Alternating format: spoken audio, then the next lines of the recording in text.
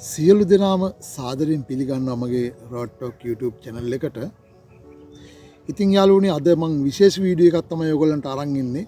වෙනදා ඔයගොල්ලෝ දන්නවා මම මේ රුමේනියාවේ මගේ අත්දැකීම් තමයි ඔයගොල්ලන්ට අරන් එන්නේ විශේෂ වීඩියෝ. නමුත් අද වීඩියෝ එක ඊට වැඩි ටිකක් වෙනස් වීඩියෝ එකක්. මට ටික දවසකින් වීඩියෝ එකක් කරන්නත් බැරි වුණා. ඉතින් මම හිතුවා මේක ඇත්තටම දැනුවත් කිරීමක්. රුමේනියාවේ ඉන්න අපේ සහෝදර සහෝදරියන්ට වගේම ලංකාවේ ඉඳලා රුමේනියාවට එන්න බලාගෙන ඉන්න අපේ සහෝදර සහෝදරියන්ටත් ඊටම වැදගත් වෙන වීඩියෝ එකක් මේක. ඉතින් ඒ හින්දා මම මේ ගැන පොඩ්ඩක් කතා කරන්න ඕනි කියලා හිතුවා මගේ channel එකෙන්. ඉතින් ඒ වගේම තමයි මම ඉස්සෙල්ලා මතක් කරන්න ඕනේ මගේ channel එක subscribe කරලා නැත්නම් channel එක subscribe කරන්න. ඒ වගේම තමයි like එකක් දාන්න, comment එකක් දාන්න, ඕන comment එකක් බාර ගන්නවා.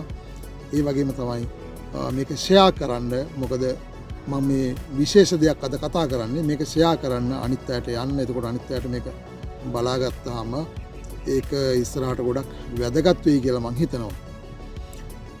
රුමේනියාවේ ඉන්න සමහර ලංකාවේ අය ලංකාවේම අය රවට්ටලා සල්ලි ගන්නවා. ඉතින් මම මේ කතා කරන්නේ සාක්ෂි ඇතුව කතා කරන්නේ. මම දැන් සාක්ෂි ඉදිරිපත් කරන්න යන්නේ. තවත් කෙනෙක් අහුවෙන්න තියෙන අවස්ථාව නැති කරන්න තමයි මම මේ වීඩියෝ එක කරන්න හිතුවේ. ඇත්තටම මේක මෙන්න මෙහෙමයි වෙන්නේ. ගොඩක් අපේ ලංකාවේ සහෝදර සහෝදරියෝ මෙහෙ ඉන්නවා TRC එක නැතුව. ඉතින් සමහර ඒජන්සි වලින් ඇවිල්ලා ඇත්තටම ඉතින් ආවට පස්සේ ඉතින් මේ හොයා බලන්න මොකද්ද වෙන්නේ කියලා. ඒ වගේම තමයි මෙහෙ සමහර කම්පැනි තියෙනවා, සමහර ආයතන තියෙනවා. ඉතින් ඒවට ආවට පස්සේ TRC එක ඉක්මනට හදලා දෙන්නේ නැහැ. සමහර කට්ටිය හදන්නෙම නැහැ. ඉතින් එහෙම මේ ගොඩාක් එහෙම ප්‍රශ්න තියෙනවාම දැනුවත්ව. ඉතින් අපේ තානාපති කාර්යාලයක් කියලා එකක් බුකරස්වල තියෙනවා. මම දන්නේ ඒ වගේ ඉතින් මිනිස්සුන්ට මොනවාද කරන උදව් කියලා. මේ ඇත්තටම මිනිස්සු ගොඩාක් අසරණයි මේ. ගොඩාක් අසරණ ගොඩාක් ප්‍රශ්න තියන අය ඉන්නවා. හැබැයි කතා කරන්න විදියක් නැහැ. දැන් මම ඇවිල්ලත් එච්චර කාලයක් නැහැ. මම ඇවිල්ලා මාස 9ක් වගේ එන්නේ. ඉතින් මේ කාලය තුල මේ ගොඩාක් මේ සමහර අය කතා කරලා කියලා තියෙනවා මට මෙහෙමයි මට මෙහෙම ප්‍රශ්න කියලා. නමුත් අපිට ඒගොල්ලන්ට ඇඩ්වයිස් කරන්න බයයි. මොකද එහෙම කරලා අපිට වගකීම බාර ගන්න බෑ. ඒගොල්ලන්ට එතනින් එහා අපි කොහොමද ඉස්සරහට ඒගොල්ලන්ව අරන් යන්නේ, නීතිමය උපදෙස් දීලා කොහොමද ඒක කරගෙන යන්නේ කියලා කියන ප්‍රශ්නය මෙහි තියෙනවා. මොකද මේ මට තේරෙන්නේ අපේ තානාපති කාර්යාල වලින් ඇත්තට මේගොල්ලන්ගෙන් කෙරෙන්න ඕනි සේවය හරියට ඉටු කරනවාද කියලා මම මේ රජයටත් අපේ ලංකාවේ රජයටත් ඒ වගේ විදේශ අමාත්‍යාංශයටත් ඇමතිතුමාටත් මතක් කරන්නේ මේවා ගැන හොයලා බලන්න.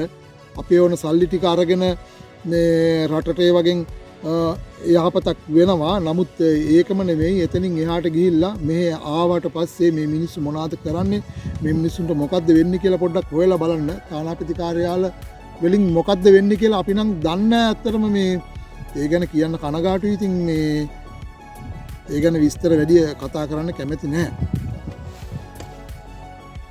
ඉතින් යාළුවනේ මම මේ කතා කරන්න ගිය සිද්ධිය තමයි Facebook එක හරහා කරන අමුතුම ජාවාරමක්. මේක කරන්නේ ලංකාවේ අය. Facebook එක හරහා පෝස්ට් දාලා තියෙනවා මේ යුරෝපයේ ඕනම රටකට ඕනම කෙනෙක් සංචාරය සඳහා අපි ටිකට් බුක් කරලා දෙනවා කියලා.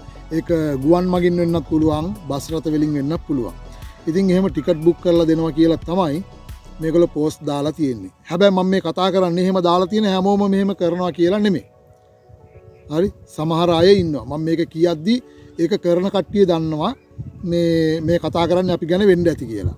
ඉතින් මම කතා කරන්නේ සාක්ෂි ඇතුව. හැබැයි මම ගේ නම් ගම්වත් ෆෝන් නම්බර්වත් ඒවා මුකුත් දාන්න යන්නේ නැහැ. මගේ ළඟ හැම විස්තරයක්ම තියෙනවා. මොකද එහෙම ඒ වගේ සිද්ධි වලට අහුවෙච්ච අය කීප දෙනෙක් කතා කරලා සම්පූර්ණ විස්තර මට ලිඛිතව හැම දෙයක්ම දීලා තියෙනවා. ඉතින් ඒවා මගේ ළඟ තියෙනවා. මම කියන්නේ තවත් කෙනෙක් මේක අහුවෙන එක වළක්වන්න තමයි මම මේක කරන්නේ. ඉතින් මේගොල්ලෝ මොකද කරන්නේ? Facebook එකට පෝස්ට් එකක් දානවා. මේ යුරෝපයේ ඕනම රටකට සංචාරය කිරීම සඳහා අපි ටිකට් දාලා දෙනවා කියලා. ඊට පස්සේ මේක විශේෂයෙන් යටින් වරහන් ඇතුලේ දාලා තියෙනවා TRC එක නැති අයට වෙනත් රටවල් වලට එක්කන් යන්න විශේෂ ක්‍රම තියෙනවා කියලා ඒගොල්ලෝ දාලා තියෙනවා. ඒ කියන්නේ එතන තේරෙනවනේ එතකොට මොකක් හරි වැඩක් වෙනවා කියලා. කමක් නැහැ. එහෙම ගිහින් හරියට අපිට කමක් නැහැ. ඒක ප්‍රශ්නයක් නැහැ. නමුත් ඒකේ වෙන්නේ ඒක නෙමෙයි වෙන්නේ. දැන් මේ මම දැන් මේ කියන්නම් මම කතාව ඔයගොල්ලෝ පොඩ්ඩක් මේක බලන්න පොඩ්ඩක් කල්පනා කරලා මේගොල්ලෝ පෝස්ට් එකේ දාලා තියෙනවා නම්බරයක් දාලා තියෙනවා WhatsApp නම්බරයක් දාලා තියෙනවා. ඒකට කතා කරාම මේගොල්ලෝ කියනවා TRC එක නැති අය ගොඩාක් අය කතා කරනවා. මොකද ඒගොල්ලන්ට ඕනි ඉතාලියට පැන ගන්න එක එක රටවල් වලට යන්න මෙහෙ එක එක හීන තියෙනවනේ කට්ටියගේ. දැන් ඇත්තටම මෙතනට ආවම මෙතන රැකියාව කරන තැන අප්සෙට් වුණාම TRC එකවත් හදලා දෙන්න නැත්නම් ඒගොල්ලෝ බලනවා ඉතාලියට හරි වෙන රටකට කොහොම හරි යන්න පුළුවන් නම් හොඳයි කියලා. හරි එතනින් ගියාට පස්සේ එතන ප්‍රශ්න ගොඩයි. ඒක අපි පස්සේ කතා කරමු. ඉතින් මේගොල්ලෝ මොකද කරන්නේ මේ නම්බර එකට කතා කරාට පස්සේ මේගොල්ලෝ කියනවා රයිට් හරි. මේ ගණන් හිලව් ලොකුවට ගන්න එපා. මොකද මේ ඒවා එක එක විදියට වෙන්න පුළුවන්. දැන් මේ හිතන්නකෝ අපිට ටිකට් එක බුක් කරන්න යන්නේ ඔයා හිතන්නකෝ මේ ගණන් හිලව් ගැන ලොකුවට හිතන්න එපා. ලේ 1000යි කියන්නකෝ. අපි කොහේ හරි මේ රුමේනියාව වල ඉන්න නගරේ ඉඳලා අපිට යන්න ලේ 1000යි කියන්නකෝ. සෝරි එක්කෙනෙක්ට. එතකොට ලේ 1000ක් කියලා ලේ 500ක් ඕනි කියන ටිකට් එකට. ලේ 500ක් ටිකට් එකට ඕනි කියලා ඉතුරු 500 දෙන්න ඕනි කියන බස් එකේ ඩ්‍රයිවර්ට. බස් එකේ ඩ්‍රයිවර්ට දෙන්න ඕනි කියන ඉතුරු 500.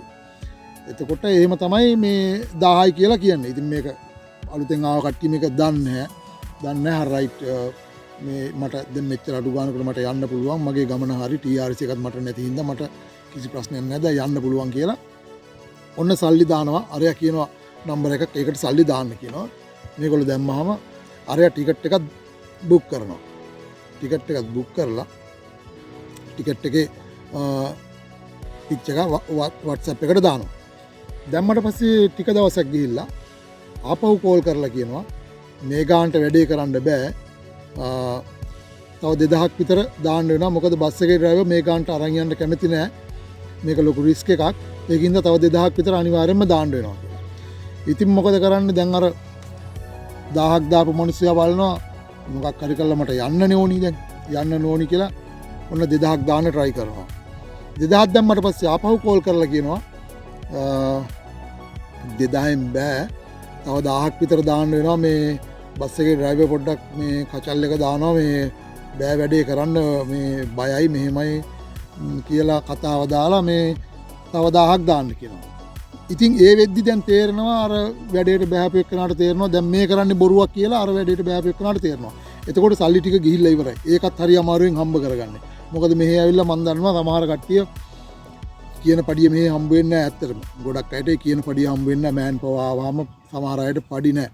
ඇත්තටම අපි දන්නවා මේ මාරමඩු ගණන් ගන්න. ඒවා ඉතින් මේ කියලා වැඩක් නැහැ ඉතින්. ඉතින් ඒකින්ද බලන්න එහෙම අමාරුවෙන් සල්ලි හම්බ කරලා ඒකත් සූරාගෙන කෑවම එතකොට අර මිනිස්සයාට මොකද වෙන්නේ?